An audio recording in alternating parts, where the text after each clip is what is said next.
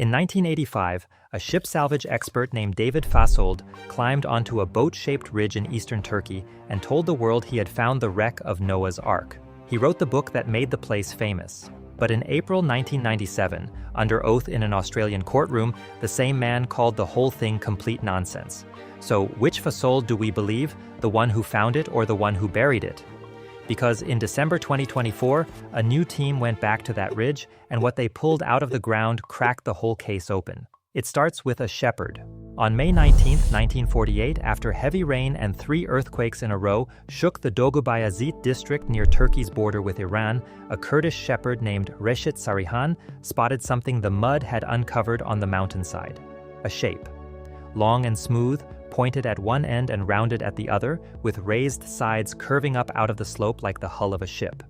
For 11 years, almost nobody outside the local villages knew it was there. Then, in October 1959, a Turkish Air Force captain named İlhan Durupinar was studying photos taken from the air on a NATO mapping mission when he saw the same outline from above. It looked so much like a boat that he pointed it out to his bosses and passed on the map spot. The site has carried his name ever since. Photos of it ran in Life magazine on September 5, 1960, after an Australian magazine printed them earlier that same summer, and for the first time the world got a real look at the thing. And the numbers are what make people stop. The shape runs about 538 feet from tip to tip, sitting at roughly 6,500 feet above sea level. The Book of Genesis says the ark was 300 cubits long. Run that through the Royal Egyptian cubit and you land almost exactly on 515 feet. Close enough that people noticed right away. It is worth being honest about the math because the cubit was never one set length. It ran from about 17.5 inches on the short Hebrew measure to about 20.6 inches on the Royal Egyptian one, and supporters naturally pick the longer one that makes the fit tightest. The shape is also wider than the ark should be, and believers explain that away by saying the sides spread out under the weight of the mud, which is an easy answer. But even after you take all of that into account, the length still lands close enough to feel like more than an accident. Then there is the place, and this part matters more than people think. Genesis chapter 8 says the ark came to rest on the mountains of Ararat, not the mountain, the mountains. In the original Hebrew, Ararat is Urartu, the name of a whole old kingdom that once covered this entire part of eastern Anatolia. So the words are not pointing at a single peak, they are pointing at a whole land. And this ridge sits right in the middle of it, about 18 miles south of the mountain we call Ararat today. The shape fit, the size fit, the address fit, so in the summer of 1960, the experts came to dig it up, and what they found should have ended the story forever. The team that showed up in September 1960 was not a group of believers hunting for a miracle. It included Durupinar himself, an American named George Vandeman, and Arthur Brandenberger, a professor from Ohio State University who read maps from photos. They spent about 2 days on the ridge. They dug into it. They set off dynamite inside the shape to see what the boat was made of, and they found soil and rock. No wood, no rooms, no metal parts, nothing that looked built by a hand. Brandenberger's call was blunt. A freak of nature, clay pushed up through a lava field that happened to fall into the outline of a ship. The official notice said there were no remains you could see. And then the world moved on. For 17 years, the boat shape sat on its ridge, forgotten, but it did not wash away. And that quiet detail, more than any radar scan, is what would one day drag everyone back. In 1977, an amateur got obsessed. Ron Wyatt was a nurse who put patients to sleep for surgery, from Tennessee, not a trained digger, but he believed the Bible was real history, and he had read about the site in that old Life article years earlier. He drove out to eastern Turkey with his 2 teenage sons and started measuring. Through the 1980s, he pushed the site hard, and he was mostly ignored.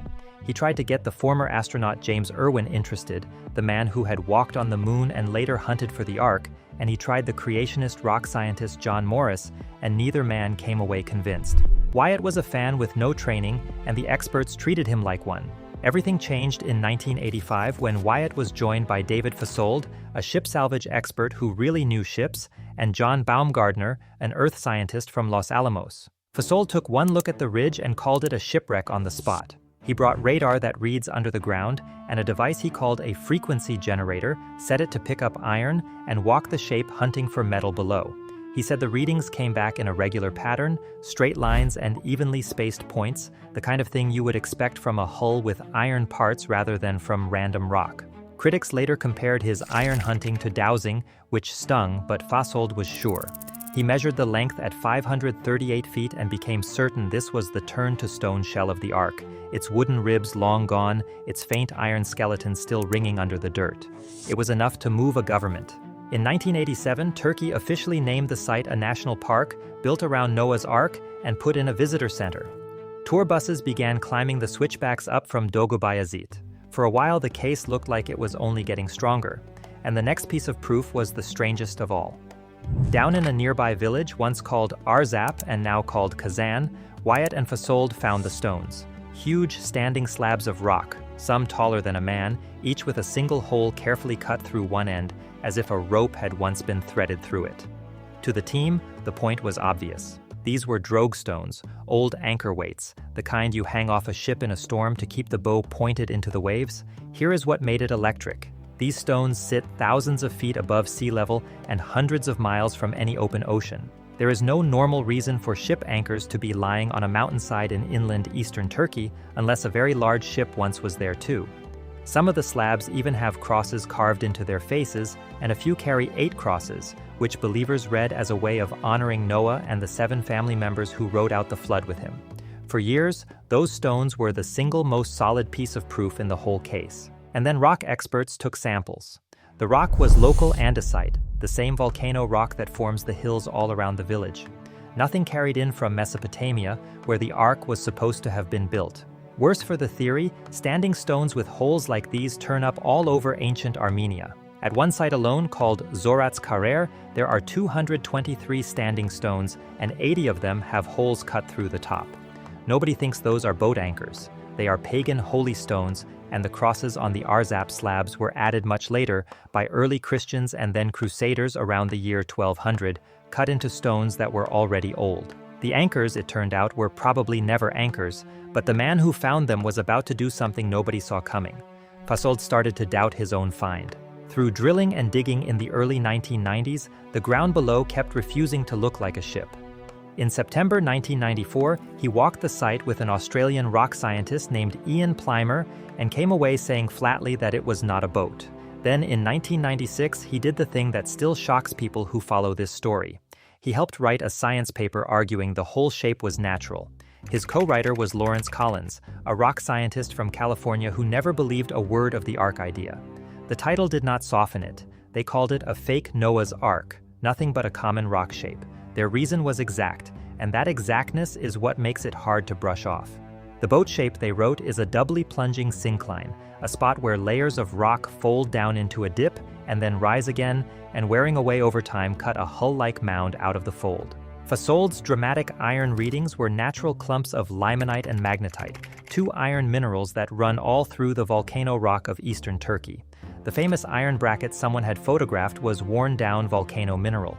The chunk of turned-to-stone gopherwood bark that had been passed around as a holy piece of the Ark's hull was, under the microscope, crumpled, changed-up peridotite. A rock, not wood. Then came the detail that is almost impossible to argue with. Cutting across the fold are layers of limestone full of fossils, and those limestone layers are younger than the shape they cut through. If the flood material sitting on and around the shape is younger than the shape itself, then the shape cannot be the Ark that the flood supposedly carried there. The timeline runs backward, and Fasold was not the only one to switch sides. Tom Fenner, the radar engineer from the very company whose gear was used in the 1985 scan, went back to the site with better tools and a full survey, and said plainly that calling this the Ark was, in his words, at best wishful thinking and at worst a lie. Baumgartner, the earth scientist from that same 1985 trip, drilled at many points along the length of the shape and found no boat bottom, just uneven rock and lumps of basalt where a hull should have been. A 1988 try to core drill the site in 4 separate spots came up empty, and Collins pointed to a comparison that lands hard once you hear it. When a wooden ship rots in the ground, it can leave a perfect print of itself behind, the way the Sutton Hoo burial ship in England fell apart but stamped its planks and ribs into the soil in a ghostly outline that diggers could photograph. If a real ship had turned to stone inside this ridge, we should see the marks of planks and beams. There are none. Even Andrew Snelling, a young Earth creationist who fully believes the flood happened, looked at the site and decided it is a natural shape. A Turkish Earth engineer named Esref Atabey, working closer to the ground than any of them, came to the same answer on his own, and the two doubters who disagree on almost everything else, one against creation and one a young Earth creationist, even agreed the mound is worth saving as a natural landmark. Sit with that for a second. This was never a clean fight between believers and doubters. Some of the people who most wanted this to be the Ark are the ones who ruled it out. There is also one photo nobody on the believing side likes to bring up. The Turkish Air Force once put out an image showing 3 more boat shapes, nearly the same as this one, sitting in the mud flows on the slopes of nearby Lesser Ararat. If this land can stamp out a convincing hull shape 4 separate times, then the shape by itself proves nothing at all. So that should be the end of it. Except it is not. In April 1997, under oath in that Australian court, Fasold said again that the Ark claim was nonsense. He died the next year, and yet, according to several people who knew him, in his final years, he could not quite let go. He kept saying there was too much going on at the Durupinar site to write it off completely. The man who wrote the paper tearing it down seems to have half-doubted his own tearing down, right to the end. Starting around 2019, a project called Noah's Ark Scans brought back tools the 1980s never had. No dynamite, no blind drilling into the shape, radar that maps under the ground in 3 dimensions, magnet sensing tools, and careful soil testing, all built to look underneath without cutting the site open. In 2011, the Turkish parliament had actually handed real control over Ark research at the site to a board of professors at the local Agri Ibrahim Seçen University, so this time the work moved through official channels. When the lead investigator Andrew Jones and his team went back over the 2019 radar in detail, they said the scans showed something the wearing away story struggles to explain: straight lines, right angles. A hallway running roughly 234 feet through the shape, and even right-angled features as deep as 20 feet below the surface, laid out in a way that reads like rooms and halls. Natural rock, Jones argued, does not usually build right angles. Then came the dirt, and this is where it gets truly hard to explain. In 2024, working with Istanbul Technical University, the team gathered close to 30 soil and rock samples from inside and outside the shape. The results, tested later that year, were strange in a useful way. The soil taken from inside the boat outline held about 2.5 times more material from living things than the soil right beside it, along with higher potassium, which is exactly the chemical clue you would expect from a big mass of wood slowly rotting in one spot over a very long time. The samples also held clay, sea mud, and traces of shellfish, the kind of stuff water leaves behind. And the dating placed everything between 3,500 and 5,000 years old. Professor Faruk Kaya, a top official at the local university, said the early results pointed to people living in the area during that same window. This is the moment where the story usually gets pushed too far, so we are going to slow down and be honest about it. Take the new proof at its very strongest. It still does not show a ship. Dates of 3,500 to 5,000 years, sea mud, shellfish. All of that tells us one thing clearly. This ground was underwater at some point long ago, and a mudflow buried old living material here. That is real, and it is fascinating. It is not the same as a wooden ship. The extra living material and the potassium fit with buried rotting wood. They also fit with any thick tangle of plants and roots that a mudflow could sweep into a low fold and pack down for a few thousand years. The right angles in the radar are harder to wave away, and they are the best card the new team is holding.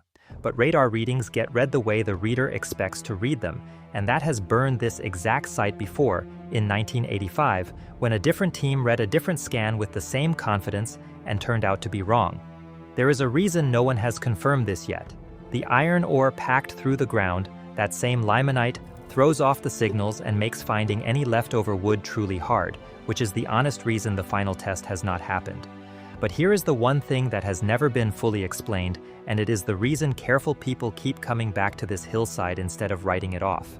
This whole mountainside is moving. It is a slow-moving slide of earth, cracking and sliding a little more with every hard winter and every earthquake.